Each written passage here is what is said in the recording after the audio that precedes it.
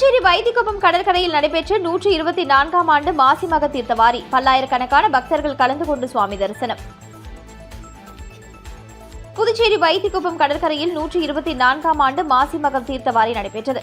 மாசிமக தீர்த்தவாரியை ஒட்டி வைத்திக்குப்பம் கடற்கரையில் மயிலம் முருகர், தீவனூர் விநாயகர், செஞ்சி ரங்கநாதர், மேர்மலையனூர் அங்காள பரமேஸ்வரி, அதேபோல புதுச்சேரி பகுதியில் இருந்து மணக்குள விநாயகர், வரதராஜ பெருமாள், வேதபுரீஸ்வரர், முத்தியால்பேட்டை லட்சுமி ஹயக்ரீவர் உட்பட புதுச்சேரி மட்டுமல்லாது தமிழக பகுதியில் இருந்தும் சுமார் நூற்றுக்கணக்கான சுவாமி உற்சவர்கள் சிறப்பு அலங்காரத்தில் எழுந்தருளி பக்தர்களுக்கு அருள் பாலித்தனர். இதில் லட்சக்கணக்கான பக்தர்கள் காலை முதல் வருகை தந்து அனைத்து சுவாமிகளையும் ஒரே இடத்தில் தரிசனம் செய்தனர்.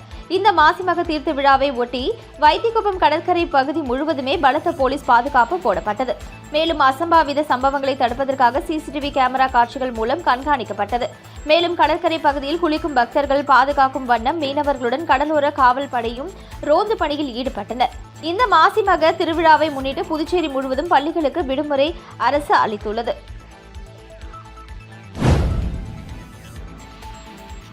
மாசிமக கடல் தீர்த்தவாரி விழாவிற்காக 1 லட்சம் ரூபாய் நன்கொடையினை லட்சிய ஜனநாயக கட்சியின் தலைவர் ஜோ சார்லஸ் மார்டின் வழங்கினார். 124ஆம் ஆண்டு மாசிமகம் கடல் தீர்த்தவாரி திருவிழாவை முன்னிட்டு லட்சிய ஜனநாயக கட்சியின் தலைவர் ஜோ சார்லஸ் மார்டின் அவர்களின் ஏற்பாட்டில் வைத்திக்குப்பம் LJK அலுவலகத்தில் மாசிமகத்திற்கு வருகை தந்த பக்தர்களுக்கு அன்னதானம் வழங்கி நிகழ்ச்சி நடைபெற்றது. இந்நிகழ்ச்சியில் தலைவர் ஜோ சார்லஸ் மார்டின் கலந்து கொண்டு பக்தர்களுக்கு அன்னதானம் வழங்கினார். தொடர்ந்து வைத்திக்குப்பம் பகுதியில் அமைந்துள்ள அருள்மிகு ஸ்ரீ பச்சைவாழியம்மன் கோவிலுக்கு மாசிமக கடல் தீர்த்தவாரி விழாவிற்காக 1 லட்சம் ரூபாய் நன்கொடையினை வழங்கினார். லட்சிய ஜனநாயக கட்சியின் நிறுவனர் தலைவர் ஜோ சார்லஸ் மார்டின் நிகழ்ச்சியில் LJK கட்சியின் பொதுச் செயலாளர் பிரபாகரன், மண்டல பொதுச் செயலாளர் சுரேஷ், ராஜ்பவன் தொகுதி தலைவர் கடலரசன் மற்றும் கட்சி நிர்வாகிகள் பலர் உடனிருந்தனர். முடங்கி கிடந்த திட்டங்களை நிறைவேற்றி புதுச்சேரி காவல்துறையை இந்திய அளவில் தலைநிமிரச் செய்துள்ளோம் என அமைச்சர் நமச்சிவாயம் தெரிவித்துள்ளார்.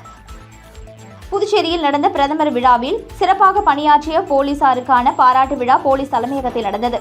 விழாவில் அமைச்சர் நமச்சிவாயம் சிறப்பாக பணியாற்றிய போலீஸ்காரர்களுக்கு பாராட்டு சான்றிதழ்களையும் ஊர்காவல் படையினர் 6 பேருக்கு போலீஸ் பணி நியமன ஆணைகளையும் வழங்கினார். தொடர்ந்து அவர் பேசுகையில் கடந்த 2021ஆம் ஆண்டு முதல் இன்று வரை போலீஸ் மற்றும் ஊர்காவல் படையில் இருந்த 1546 பணியிடங்கள் நிரப்பப்பட்டுள்ளது. மேலும் நீண்ட காலமாக பதவி உயர்வின்றி தவித்த 2704 போலீசாருக்கு உரிய பதவி உயர்வு வழங்கப்பட்டுள்ளது. போலீஸ் துறைக்கு தேவையான நிதியை முதல்வர் ரங்கசாமி எவ்வித தடையுமின்றி வழங்கி இருக்கிறார். போலீசாருக்கு வழங்க வேண்டிய 13வது மாத ஊதியம் தடையின்றி வழங்கப்படுகிறது. அகில இந்திய அளவில் நடந்த போலீஸ் மாநாட்டில் பிரதமர் மற்றும் மத்திய உள்துறை அமைச்சர் ஆகியோர் புதுச்சேரி போலீஸ் துறையை பாராட்டியது இந்த ஆட்சிக்கு கிடைத்த மிகப்பெரிய அங்கீகாரம் என்றார். விழாவில் DGP Shalini Singh, DIG Sathyasundaram, senior எஸ்பிக்கள் AK லால், கலைவாணன், ராகவ், திவ்யா, லட்சுமி, சௌஜன்யா, நித்யா, ராதாகிருஷ்ணன், எஸ்பிக்கள், இன்ஸ்பெக்டர்கள் கலந்து கொண்டனர். விழாவில் அமைச்சர் நமச்சிவாயம் சிறப்பாக பணியாற்றிய போலீசாருக்கு பாராட்டு சான்றிதழ்களையும் ஊர்காவல் படையினர் 6 பேருக்கு போலீஸ் பணி நியமன ஆணைகளையும் வழங்கினார். காரைக்காலில் 3 கோடி ரூபாய் வரை டெண்டர் வேலையை உள்ளூர் ஒப்பந்ததாரர்களுக்கு வழங்க அரசாணை வழங்க வலியுறுத்தி கண்டன ஆர்ப்பாட்டம் நடைபெற்றது. காரைக்கால் மாவட்டத்தில் நடைபெறும் 3 கோடி ரூபாய் வரையிலான அரசு வேலைகளுக்கான டெண்டர்களை காரைக்கால் உள்ள உள்ளூர் ஒப்பந்ததாரர்களுக்கு வழங்க அரசாணை பிறப்பிக்க வலியுறுத்தி இந்திய கட்டிடங்கள் சங்கம் மற்றும் அனைத்து ஒப்பந்ததாரர்கள் சங்கம் சார்பில் காரைக்கால் பொதுப்பணித்துறை அலுவலக வாயிலில் கண்டன ஆர்ப்பாட்டம் நடைபெற்றது. இதுகுறித்து முதலமைச்சரிடம் பேசிய முதலமைச்சர் அரசாணை வெளியிட உத்தரவிட்டிருந்தும் இதுவரை தலைமை பொறியாளர் அரசாணை வெளியிடுவதில் தாமதம் காட்டி வருவதாக குற்றம் சாட்டி கண்டன ஆர்ப்பாட்டத்தில் ஈடுபட்ட ஒப்பந்ததாரர்கள் உடனடியாக அரசாணை வெளியிட்டு உள்ளூர் ஒப்பந்ததாரர்களின் கோரிக்கையை நிறைவேற்ற வேண்டும் எனவும் அவர்கள் கோரிக்கையை விடுத்துள்ளனர். கோரிக்கை நிறைவேற்றாவிட்டால் புதுச்சேரி மற்றும் காரைக்கால் ஒப்பந்ததாரர்களை ஒன்று திரட்டி மாபெரும் போராட்டத்தை நடத்த உள்ளதாகவும் அவர்கள் தெரிவித்தனர். திருப்புவனை தொகுதி மதகடிப்பட்டு பாளையம் கிராமத்தில் புதியதாக தார் சாலை மற்றும் எல் வடிவ கழிவுநீர் வாய்க்கால் அமைக்கும் பணிக்கான பூமி பூஜையினை சட்டமன்ற உறுப்பினர் அங்காளன் தொடங்கி வைத்தார்.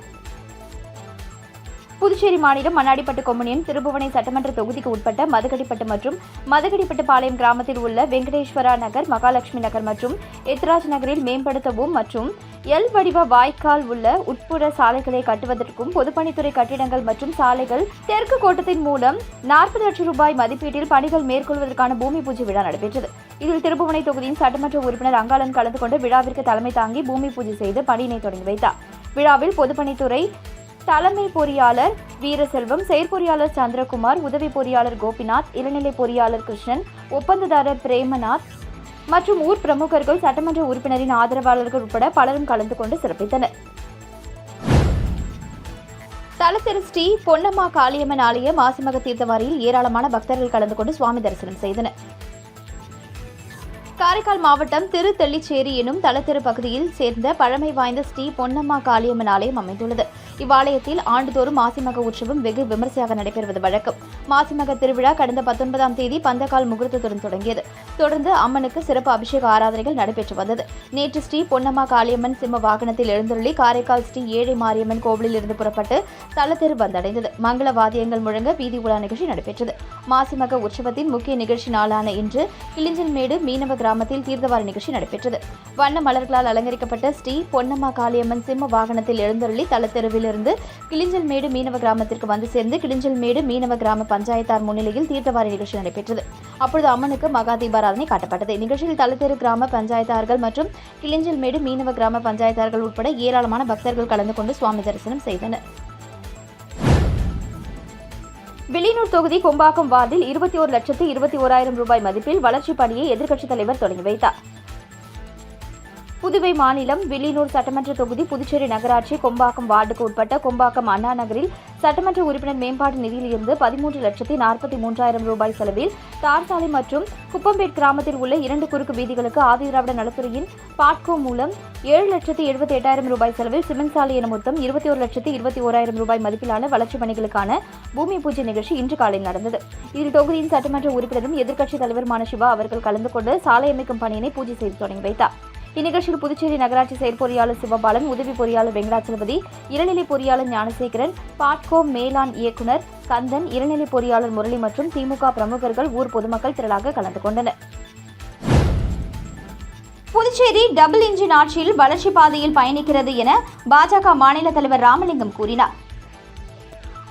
இது தொடர்பாக செய்தியாளர்களிடம் பேசிய அவர், பிரதமர் மோடி 4 ஆண்டுகளுக்கு முன் விதைத்த வணிகம், கல்வி, ஆன்மீக, சுற்றுலா ஆகிய 4 தூண்களை கொண்ட பெஸ்ட் புதுச்சேரி திட்டம் இன்று உண்மையாகியுள்ளது.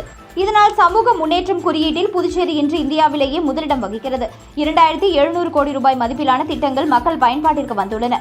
இதுவரை மாநிலங்களுக்கு மட்டுமே வழங்கப்பட்டு வந்த மூலதன முதலீடு சிறப்பு உதவி திட்டம் இப்பொழுது புதுச்சேரிக்கும் விரிவுபடுத்தப்பட்டுள்ளது.